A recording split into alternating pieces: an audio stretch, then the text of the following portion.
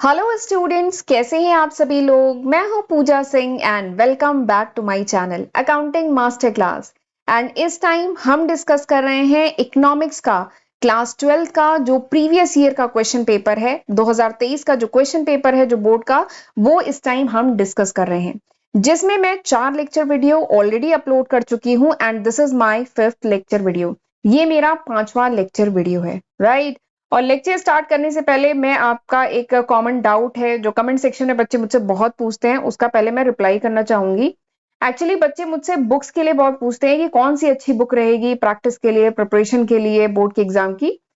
तो वही मैं बुक्स देख रही थी तो मेरी नजर में ये एक बुक आई है, ओसवाल गुरुकुल की बुक है। काफी अच्छी बुक है, क्वेश्चन बैंक है जिससे आप तैयारी कर सकते हैं। ठीक है।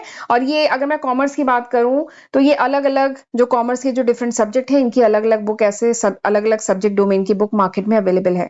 जैसे अकाउंटेंसी की, इकोनॉमिक्स की, बीएसटी की, ये बुक अवेलेबल है और ये काफी अच्छी बुक है। इवन मैं अपनी जो ऑफलाइन क्लासेस है उसमें इन्हीं बुक से बच्चों को प्रैक्टिस कराती हूँ। And this book is as per the latest board syllabus, जो 31 मार्च 2023 को जो लेटेस्ट बोर्ड का जो सिलेबस इशू किया गया है उसके अकॉर्डिंग ये बुक लिखी गई है। और इसमें क्वालिटी ऑफ क्वेश्चंस भी बहुत अच्छे हैं, तो आप जरूर ये बुक रेफर कर सकते हैं। ठीक है। एंड इसमें प्रीवियस ईयर के क्वेश्चन पेपर भी इंक्लूडेड है, प्रीवियस ईयर के जो क्वेश्चन आए हुए हैं वो भी इसमें इंक्लूड किए गए हैं, तो ये काफी अच्छी बात है। एंड प्लस इस बुक में बहुत सिस्टमैटिक वे में, चैप्टर वाइज, ठीक है, बहुत सिस्टमैटिक वे में चैप्टर वाइज इसमें आपको क्वेश्चंस मिलेंगे। एंड क्वेश्चन भी कैटेगराइज किए गए हैं। जैसे देखिए, क्वेश्चन भी कई टाइप के होते हैं ना, एमसीक्यू होता है, शॉर्ट आंसर टाइप क्वेश्चन होता है, लॉन्ग आंसर टाइप क्वेश्चन होता है, न्यूमेरिकल है, केस स्टडी है। तो हर टाइप के, हर चैप्टर में हर टाइप के क्वेश्चन अलग अलग डिवाइड करके इसमें कवर किए गए हैं। नंबर ऑफ क्वेश्चन भी बहुत ज्यादा है, क्वालिटी ऑफ क्वेश्चन भी बहुत अच्छी है, तो ये काफी इजी लैंग्वेज में लिखी गई ये बुक, आप इसे रेफर कर सकते हैं। और हर चैप्टर की पहले आपको समरी मिलेगी। ठीक है, हर चैप्टर की शॉर्ट में समरी है जिससे आप शॉर्ट में जल्दी से रिवीजन कर सकते हैं और उसके बाद उसके क्वेश्चन है। ठीक है, तो ये बुक आप रेफर कर सकते हैं। और इसके साथ ही आप जरूर ओसवाल का जो टेलीग्राम का ग्रुप है, ओसवाल का जो टेलीग्राम का चैनल है ना, वो भी आप जरूर ज्वाइन कर लें, क्योंकि वहां पे फ्री में आपको मॉक टेस्ट मिलेंगे, स्टडी मटेरियल मिलेगा। तो ये काफी अच्छा है, अपनी पढ़ाई को और ज्यादा इजी बनाइए। ठीक है। और ये जो बुक्स है ना, इसका बाइंग लिंक मैं डिस्क्रिप्शन में दे दूंगी, तो आप इसको परचेज कर लें, देख लें एक बार। ठीक है। और ये देखिए, इन बुक्स का जो फर्स्ट पेज है, जो कंटेंट है, वो भी मैं आपके साथ शेयर कर रही हूँ कि सबसे पहले तो आपको जितने भी चैप्टर्स हैं इनकी समरी मिलेगी, और उसके बाद जितने भी चैप्टर्स हैं इनके क्वेश्चन अलग अलग ऐसे करके इसमें मिलेंगे। ये जैसे अकाउंटेंसी का है, ये इकोनॉमिक्स का है, ये बीएसटी का है। तो इसमें सबसे पहले जितने भी चैप्टर्स हैं उनकी समरी है और उसके बाद इन पे क्वेश्चंस हैं, डिफरेंट टाइप के क्वेश्चंस। तो आप ये बुक देख सकते हैं, काफी अच्छी बुक है, अपनी पढ़ाई को इजी बनाइए। ठीक है। चलिए आगे बढ़ते हैं। तो आपका ये डाउट क्लियर हो गया होगा, आई होप। ये ओसवाल की बुक है, काफी अच्छी है, इवन ऑफलाइन में तो मैं यही इसी बुक से करा रही हूँ आजकल। ठीक है। तो चलिए, आप ये तो डाउट आपका क्लियर हो गया होगा। चलिए आगे बढ़ते हैं, आज हम डिस्कस करेंगे कुछ क्वेश्चंस। तो क्वेश्चन नंबर 9 से आज हमें स्टार्ट करना था। तो क्वेश्चन नंबर 9 क्या है, read the following statement, assertion and reason and choose one of the correct alternative given below. तो ये जो क्वेश्चन है ये किसका है, असर्शन एंड रीजन वाला क्वेश्चन है। ठीक है, ये वाले क्वेश्चन भी बहुत पूछे जाते हैं। ये असर्शन एंड रीजन वाला क्वेश्चन है। यहाँ पे आपको एक असर्शन दिया गया है, एक रीजन दिया गया है और 4 ऑल्टरनेटिव दिया गया है, बताना है कि कौन सा सही है। तो असर्शन क्या है, एक बार रीड कर रही हूँ, ध्यान से सुनिएगा। assertion क्या है, at the break even level of income, at the break even level of income, APC, APC, APC मतलब average propensity to consume is zero. assertion क्या कह रहा है कि at break even level of income, break even level of income पे ACP zero होता है। ठीक है, ये assertion है। एंड रीजन क्या कह रहा है, रीजन कह रहा है कि सम ऑफ एपीसी, ठीक है, sum of APC plus A P S is always equals to 1।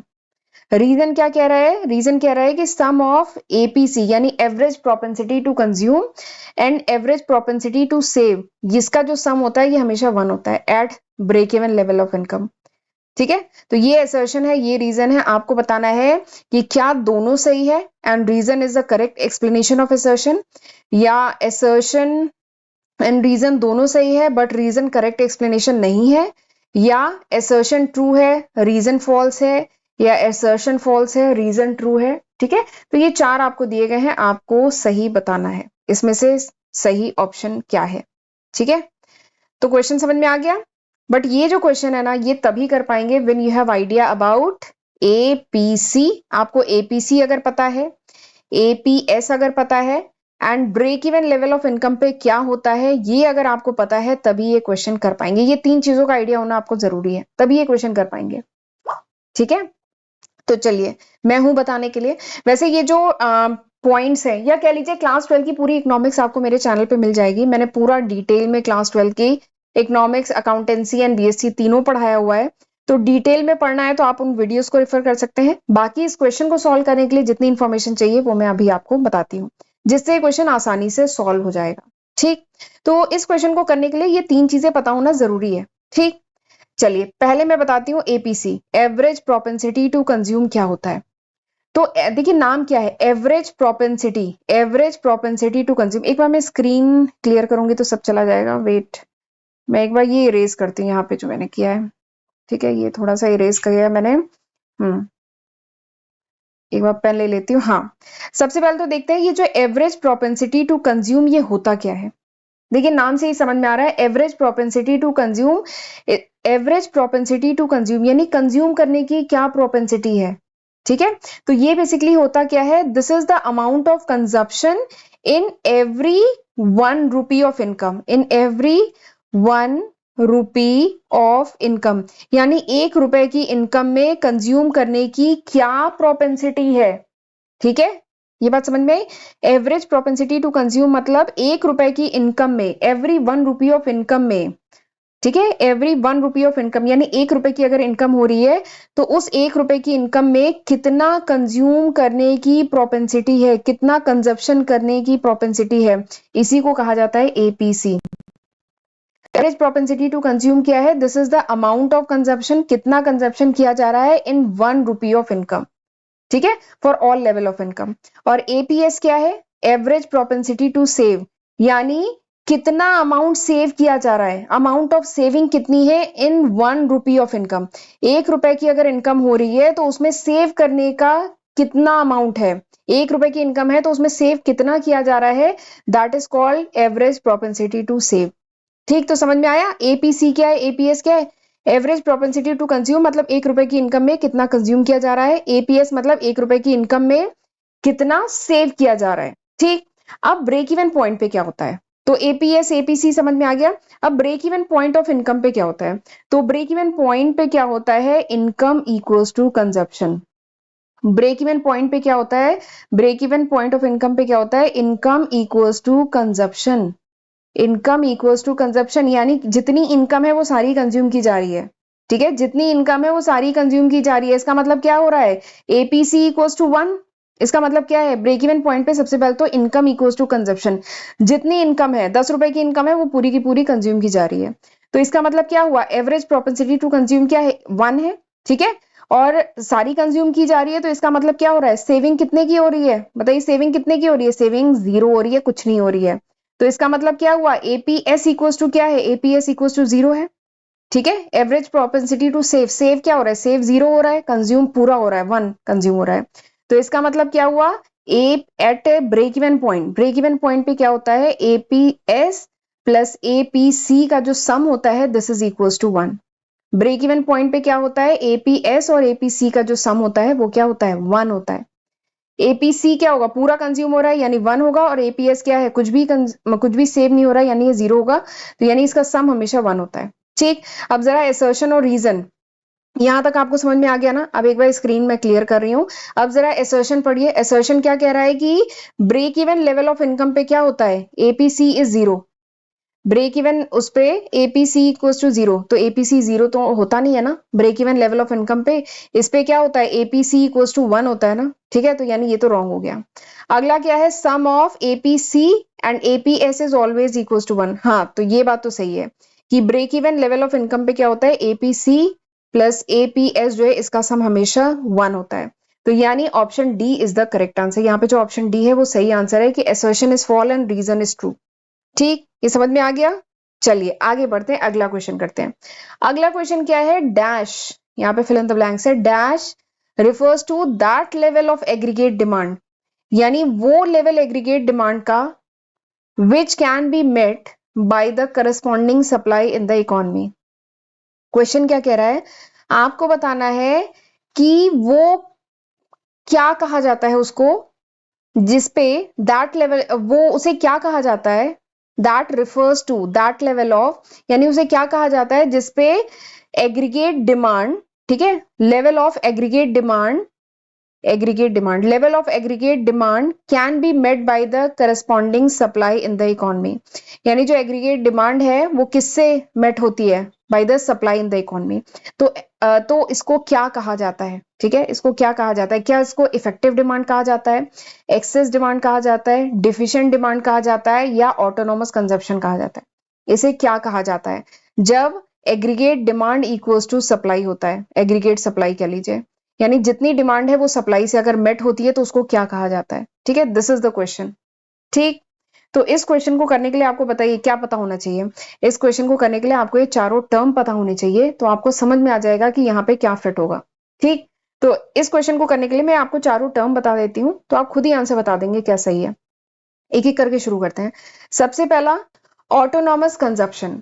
तो ऑटोनॉमस कंजप्शन बेसिकली होता क्या है, this is the minimum consumption. Autonomous consumption क्या होता है, ये वो मिनिमम कंजप्शन है, मिनिमम कह लीजिए खर्चा है, ठीक है, कंजप्शन है जो इंडिविजुअल करता ही है, भले उसकी इनकम कुछ भी हो, इररिस्पेक्टिव ऑफ द इनकम, यानी उसकी इनकम चाहे कुछ भी हो, वो मिनिमम खर्चा जो इंडिविजुअल करता ही है उसको कहा जाता है ऑटोनॉमस कंजप्शन। ठीक है, and it is the consumption of basic goods and services. Autonomous consumption में क्या आएगा, जो बेसिक गुड्स एंड सर्विसेज है, चाहे इनकम कितनी भी हो, पर बेसिक जो गुड्स एंड सर्विसेज की जो हमारी रिक्वायरमेंट है, जो इंडिविजुअल की रिक्वायरमेंट है, वो तो पूरी की ही जाती है ना, जो एसेंशियल है फॉर लिविंग, जो जीने के लिए जरूरी है, जैसे फूड हुआ, ठीक है, जो मेडिसिन हुआ, क्लोथ्स हुए, तो ये तो बेसिक रिक्वायरमेंट है ना। ठीक है, तो इसको क्या कहते हैं, ऑटोनोमस कंजप्शन, यानी ये वो मिनिमम खर्चा है जो होगा ही होगा, जो जीने के लिए जरूरी है। तो दिस इज ऑटोनोमस कंजप्शन। अगला क्या है, इफेक्टिव डिमांड। इफेक्टिव डिमांड क्या होता है, अच्छा इफेक्टिव डिमांड मैं बाद में बताती हूँ, पहले आपको एक्सेस डिमांड बता देती हूँ। एक्सेस डिमांड क्या है, एक्सेस डिमांड वो सिचुएशन है जहां पे, एक्सेस डिमांड क्या है, वो सिचुएशन है जहां पे aggregate demand is more as compare to the aggregate supply. Excess demand क्या होता है, एक्सेस डिमांड वो सिचुएशन होती है जहां पे एग्रीगेट डिमांड ज्यादा होती है एग्रीगेट सप्लाई से। ठीक है, corresponding to full employment level in the economy. अगर फुल एम्प्लॉयमेंट लेवल है इकोनॉमी में, तो एग्रीगेट डिमांड अगर एग्रीगेट सप्लाई से ज्यादा होता है तो उसको कहते हैं एक्सेस डिमांड। ठीक है, डिफिशिएंट डिमांड क्या है, जस्ट अपोजिट। डिफिशिएंट डिमांड वो सिचुएशन है जहां पे एग्रीगेट डिमांड क्या है, कम है एग्रीगेट सप्लाई से। ठीक है, corresponding to full employment level in the economy. ठीक है, तो ये दोनों, ये तीनों ही आपको समझ में आ गए। अब मैं बताती हूँ इफेक्टिव डिमांड। तो आपने देख लिया, एक चीज और आपको समझ में आ गई होगी, क्वेश्चन में जिसकी बात हुई है वो न तो ये है, न ये है, न ये है, तो यानी ऑप्शन बी ही बचा, यानी ऑप्शन बी इसका करेक्ट आंसर होगा।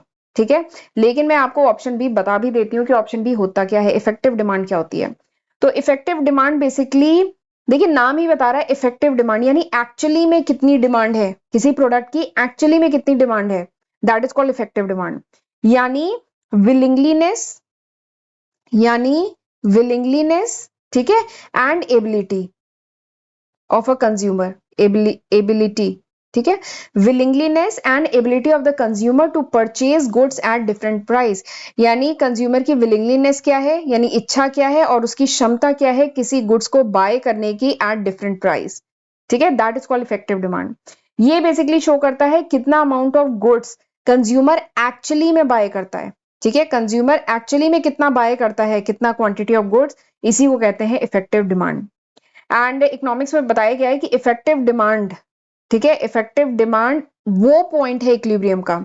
इफेक्टिव डिमांड क्या है, इफेक्टिव डिमांड वो पॉइंट ऑफ इक्विलिब्रियम है जहां पे क्या होता है, जहां पे aggregate demand is equals to aggregate supply होता है।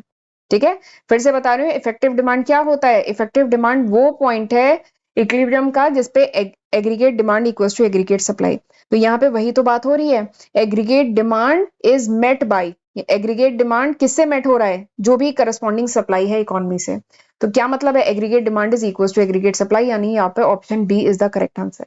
ठीक है, तो चलिए आज यहीं तक रखते हैं, अगले लेक्चर में अब हम डिस्कस करेंगे कुछ और क्वेश्चंस। ठीक है, तब तक इतने क्वेश्चन पढ़ के रखिएगा। राइट, तो चलिए अब मिलते हैं अगले लेक्चर वीडियो में, तब तक अपना ध्यान रखिएगा। God bless you.